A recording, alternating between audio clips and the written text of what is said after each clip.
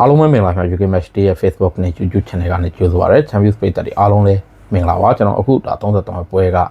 ဒီ Aston Villa အသင်းနဲ့ Manchester United အသင်းတို့ကစားခဲ့တဲ့ပွဲပေါ့နော် Villa Park မှာကစားခဲ့ပြီးတော့ Aston Villa ကဒီ 2-1 ဆိုတဲ့ result နဲ့အနိုင်ရတယ်ဆိုတော့ဒီ Aston Villa အသင်းအတွက်သွင်းဂိုးကိုဒီ Morgan Rogers တူတွေကသွင်းယူသွားပြီးတော့ဒီ Manchester United အတွက် Matthias Cunha ကဒါပထမပြီးကနေမှာပြန်သွင်းခဲ့ပေါ့နော်ဆိုတော့ result က 2-1 ဆိုတဲ့ result ထွက်တယ်ဆိုတော့ဒီ Christmas ကာလပေါ့ဒီ Christmas ကာလမှာ Aston Villa ကဒီ Arsenal အသင်းနဲ့ Manchester City ဒါအရှိအနှစ်သင်းကိုဒီဆက်ပြီးတော့ PR ပေးတယ် Arsenal နဲ့3မှတ်အကွာ Manchester City နဲ့1မှတ်အကွာမှာရှိပြီးတော့ဒီအမှတ်ပေးစရာအဆင့်3နေရာမှာဆက်ပြီးတော့ရပ်တည်နိုင်ခဲ့တယ်ဆိုတော့ဒီပွဲမှာဒီ Manchester United အသင်းကဘောလုံးပိုင်ဆိုင်ခွင့်60ရာခိုင်နှုန်းနီးပါးရခဲ့တယ် Aston Villa ကဘောလုံးပိုင်ဆိုင်ခွင့်44ရာခိုင်နှုန်းလောက်ပဲရတယ်ဆိုတော့အဲ့ဒီမှာမှဒီကိုးကန်သွင်းခွင့် Manchester United ပိုများတယ်ကိုဘောက်တက်ကန်ချက် United ပိုများတယ်အဆရှိသဖြင့်ဒီအပိုင်းတွေကိုလည်းတွေးရတယ်ဒါပေမဲ့ဒီ game မှာအဓိကခြားနာသွားတာက Morgan Rogers ပဲ United ကိုဒီပွဲမှာကဟိုရှုံးပွဲတွေးခဲ့ရင်သူကစားသွားတာမစိုးဘူးလို့ပြောလို့ရတယ်ပြီးတော့ဒီ Mbumo တို့ဒီ Amad Diallo တို့မကစားနိုင်တဲ့အချိန်မှာဟိုရှိတဲ့လူနဲ့သူတို့ပြန်ပြီးတော့တည်တဲ့အချိန်မှာပွဲကဒီစနစ်တကျပြီးတော့ Casemiro လည်းမပါဘူးဆိုတော့စနစ်တကျပဲသူတို့တုံးပြန်နိုင်တယ် Aston Villa အသင်းဟာဟိုဘယ်လိုခေါ်မလဲဆိုတော့ဒီရှေ့မှာလဲသူတို့ဒီအသင်းကြီးတွေကိုသူတို့အနိုင်ကစားခဲ့ပြီးပြီဒါပေမဲ့အဲ့ဒီအသင်းကြီးတွေကိုအနိုင်ကစားခဲ့တော့က Aston Villa ဟာတကယ်ဒီ attacking mindset နဲ့ attacking minded အသင်းမျိုးဆိုတော့ပြည်ပြသနိုင်ခဲ့ပြီးတော့ဒီဘက်မှာ Aston Villa အတွက်ကစားရတာနည်းနည်းလေးခက်ခဲခဲ့တဲ့ပုံစံမျိုးလဲတွေ့ရတယ် United က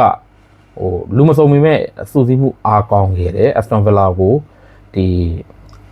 အခက်အခဲတချို့ပေးနိုင်ခဲ့တယ်ဒါပေမဲ့အဓိက United ရဲ့ပြဿနာကသူတို့ဂိုးရဖို့အတွက်တော့အရန်ခက်တယ်ဥပမာဖြင့်ဒီ Aston Villa ဂိုးရသွားတယ်ဘယ်လိုတည်းဂိုးဒီ Morgan Rogers ထပ်ပြီးတော့အဝေးကန်ချန်နဲ့ထပ်ပြီးတော့တွင်းသွားတဲ့အချိန်မှာတောင်းပြက်ပေါ့နော်တောင်းပြက်ကန်ချန်နဲ့တွင်းသွားတဲ့အချိန်မှာ United ကိုကြည့်ရတာနောက်ဂိုးရဖို့ဟိုမလွယ်ဘူးဆိုတဲ့ခံစားမှုမျိုးပဲရတယ်အဲ့တော့ United ရဲ့ဂိုးတွေကလည်း Patrick Dogu တင်ပြီးတဲ့ဘောလုံးတွေသူတင်ပြီးတဲ့ဘောလုံးတွေသူတင်တဲ့ဘောလုံးတွေကနေဒီမှာတစင်ဒီ box ထဲမှာဟိုဘလို့အနေထားမျိုးနဲ့ဟိုဘောလုံးပြန်ကြမလဲလို့ပြောတာဒါတွေဝင်ပိတ်နိုင်တဲ့တွင်းနိုင်တဲ့နေရာယူမှန်တယ်ဆိုတော့ပုံစံမျိုးတိတ်ပြီးတော့မတွေ့ရဘူးဆိုတော့ကစားတာအရန်ညံ့လာဆိုမညံ့ဘူးဒါပေမဲ့အားရစရာကောင်းလောက်လည်းမဟုတ်သေးဘူးဆိုတဲ့ပုံစံမျိုးဆိုတော့ Amorim ကဒီပွဲမှာသူဘယ်လိုကောမလဲ back 4ပုံစံတွားမလားပွဲကြိုတင်းစားချင်းလင်းပွဲမှာလည်းဒီ Mbumo တို့ဒီ Diallo တို့မကစားဒီ African Nations Cup ကိုတွားတဲ့အချိန်မှာတချို့အပြောင်းအလဲတွေလုံးတင်လောက်ရမယ်ဆိုပြီးပြောရမယ်တကယ်တော့ဒီပွဲမှာကဒီ Luke Shaw ရဲ့ Aaron ဟိုကောင်းလို့ပြောတယ် Aaron Heaven ရဲ့ Lando Yoro ရဲ့3ယောက်ပြီးတော့မှဒီ Patrick Dogu နဲ့ Dalot နဲ့ကဟို wingbacks ဒီအတွင်းမှာ Bruno Fernandes နဲ့ Ugarte ဝင်လာတယ်ပြီးတော့ tight စစ်မှာ Mason Mount နဲ့ Matthias Cunha Benjamin Sesko ကစားတယ်ဆိုတော့ဟိုကိုသမား Sunderland ပေါ့ United ကသူတို့ကစားနေကြ 3-4-2-1 ကိုပဲပြန်ကစားတော့တွေ့ရတယ်နောက် Aston Villa ကကျတော့ဟို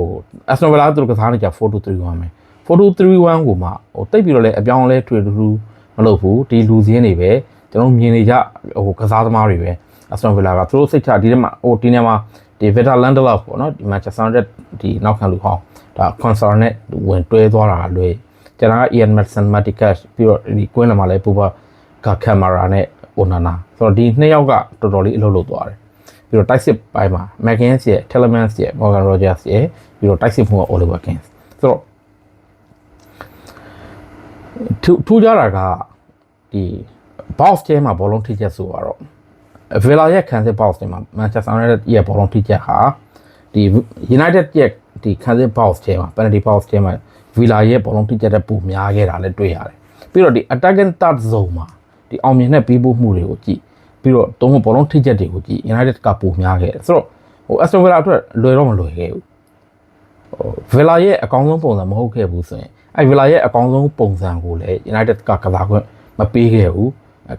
ဆိုတော့အဲ့ပုံစံမျိုးတွေ့ရတယ်။ဒါပေမဲ့သူတို့မှာတူးချင်းအရေလို့ဘယ်သူထူးထူးခြားလုပ်ပြနိုင်တယ်လဲဆို Matthias Cunha ကလွဲရင်ကျန်တဲ့ပြီးတော့နောက်နည်းနည်းအသိမှတ်ပြုရမှာ Dogu နဲ့ Dalot ပေါ့နော်။ဆိုတော့ဒါပေမဲ့အဓိကအဖြစ်တော့ Matthias Cunha ပေါ့။ Cunha ကလွဲရင်ကျန်တဲ့ကစားသမားတွေတိတ်ပြီးတော့အစိတ်မရှိသလိုပုံစံမျိုးဖြစ်ခဲ့တယ်။ပြီးတော့ Lando Yoro ဆိုရင် Morgan Rogers ကန်သွားတဲ့ဒီကန်ချက်နှစ်ခုစလုံးမှာလောလောလေးကန်ဝင်ပေးတယ်။ဆိုတော့ Morgan Rogers ကပထမတစ်ချိန်လဲသူ့ဘောလုံးဖမ်းတယ် ဒီဘေးစီနာထွက်သွားတယ်လိုက်ဆယ်ပြီးတော့ဒီလန်နီယော်နဲ့အတွေ့မှာအဲ့ဒီဘောလုံးကိုကန်ခွင့်ရမယ့်နေရာထိရောက်အောင်တည်သွားတာတော်တော်ပေါ့ပေါ့ပါတော်တော်ကူတည်သွားတာယော်ရိုကလိုက်ဖိအားပေးတာကဖိအားပေးပုံမပေါ်ဘူးအနောက်ကနေ delay လိုက်လို့တယ်ဆိုတာလောက်ပဲအနောက်ကနေကတ်လိုက်သွားတယ်ဆိုတာလောက်ပဲလွယ်ပြောရင်လွယ်ကူကန်ခွင့်ပေးလိုက်တယ်ဒုတိယဂိုးလည်းအဲ့လိုပဲဒုတိယဂိုးလည်း Morgan Rogers ဘောလုံးရတဲ့အချိန်အဲ့ဘောလုံးရတဲ့အချိန်ကိုစီရောဝင်လာတဲ့အချိန်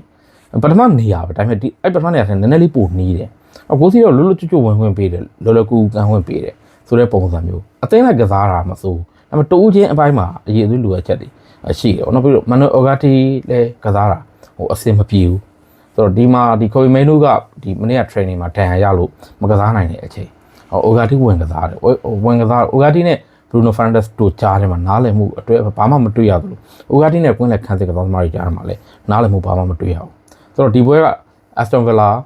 ထုံးစံအတိုင်းပဲနိုင်တယ်အခုဆို Premier League မှာလည်းဇက်တိုက်နိုင်တယ်တိုင်ပွဲစုံမှာလည်းသူတို့ဇက်တိုက်နိုင်တယ် Villa ဟာအမြဲတမ်းနိုင်တယ်ဆိုတဲ့ပုံစံမျိုးနိုင်လိုက်ရင်တကူအကွာနဲ့ဆိုတာမျိုးများတယ်တကူအသားနဲ့နိုင်တယ်ပြီးတော့ဒီအမြဲတမ်းဒီ Morgan Rogers ပဲတခုခုလုံးပြသွားတယ်ဆိုတာများတယ်အဲ့ဒီပုံစံအတိုင်းပဲ ACC ဟိုနိုင်ပွဲကိုယူသွားတယ်ပေါ့ဆိုတော့ဒါကတော့ဒီ Villa 2-1 United ပွဲနဲ့ပတ်သက်ပြီးသုံးသပ်ခဲ့တာပါကြည့်ရှုအားပေးကြတဲ့ပရိသတ်များအားလုံးအထူးပဲကျေးဇူးတင်ပါတယ်